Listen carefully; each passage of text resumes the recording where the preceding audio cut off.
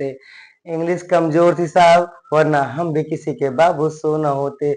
वो क्यूट लिखती रही, वो क्यूट लिखती रही और हम उसे कुत्ते समझते रहे।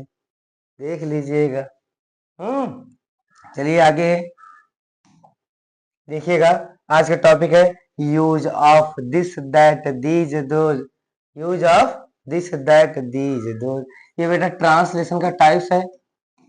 ट्रांसलेशन, व्हाट इज ट्रांसलेशन पता है? हिंदी में से कहते हैं अनुवाद कहते हैं। क्या कहते हैं? अनुवाद कहते हैं। हिंदी में अनुवाद कहते हैं।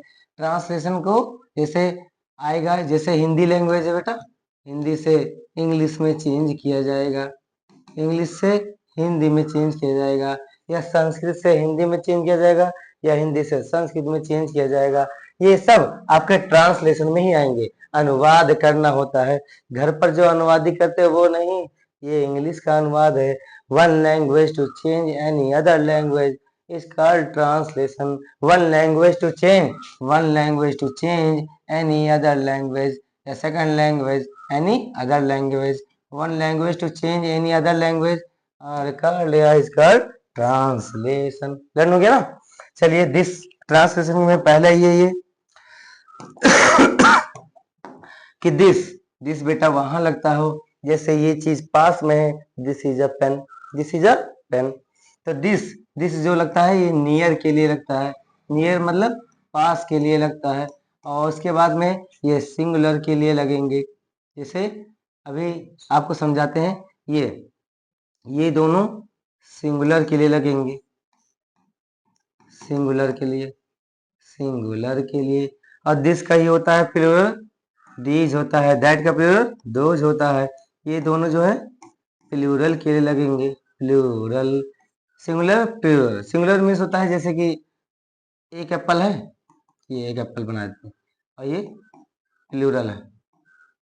अरे एप्पल भी नहीं बना मुझसे, ये ऐसे एप्पल बन गया एप्पल। अरे बना लीजिएगा, उतना नहीं, ठीक है। ये एक एप्पल हो गया, ये दो एप्पल है, सिंगुलर प्लूरल। जैसे एक रहेगा तो सिंगुलर के लिए ये यूज करना है, उसके लिए वो यूज करना है, ठीक है।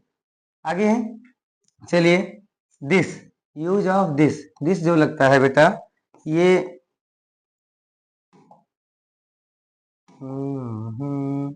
दिस जो लगता है और दिस जो लगता है, चलिए पढ़ते हैं। दिस ये नियर के लिए लगेगा, नियर मतलब होता है पास के लिए लगेगा, ठीक है। जैसे कोई पास में पेन है कोई चीज, हाँ। और दैट जो है ये फार के लिए लगेगा, फार मतलब होता है दूर के लिए लगेगा। और बेटा ये दीज जो है ये भी प्लूरल के लिए लगेगा, नियर के लिए लगेगा, पास के लिए। और ये फार के लिए लगेगा, दूर के लिए। जैसे क्या हो गया, पास में पेन है, दिस इज अ पेन, दूर में पेन है बहुत रखिए, दैट इज अ पेन, थोड़ा दो पेन रखी है। जैसे कि मान लेते हैं ये डबल पेन हो गई, तो यही पेन पास में है तो दीज आर पेन्स, थोड़ा दूर में है तो दोज आर पेन्स। चलिए आगे बढ़ते हैं। इतना समझ में आएगा। जैसे पहला दिया गया आपको कि यह सेब है, यह सेब है, क्या हो जाएगा, this is an apple, Apple. अब एन क्यों लगा, क्योंकि यहाँ वोवल है बेटा इसलिए एन लग गया। तो दिस इज एन एप्पल। अगर यही एप्पल दूर में होता क्या होता है, तो वह सेब है, वह सेब है, क्या हो जाएगा, that that is, sorry, that is an apple, that is an apple हो गया। तो दूर है तो दैट लगेगा, दैट इज एन एप्पल। और कहा गया दीज वाले का, चलिए ये प्याले हैं, ये प्याले हैं, क्या हो जाएगा बेटा, these are cups, cups means प्याले जो पीते हो, वे प्याले हैं, वे प्याले हैं, क्या हो जाएगा, those are cups, those are cups.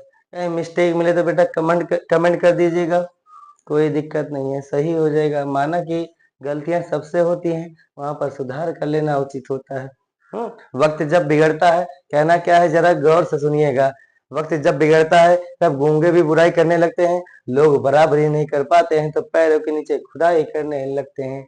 बदल जाओ वक्त के साथ या फिर वक्त बदलना सीखो, मजबूरियों को मत कोसो, हर हाल में चलना सीखो। सैलाबों से आंख मिलाओ, तूफानों पर वार करो, नाव की चक्कर छोड़ो और तैर कर दरिया पार करो।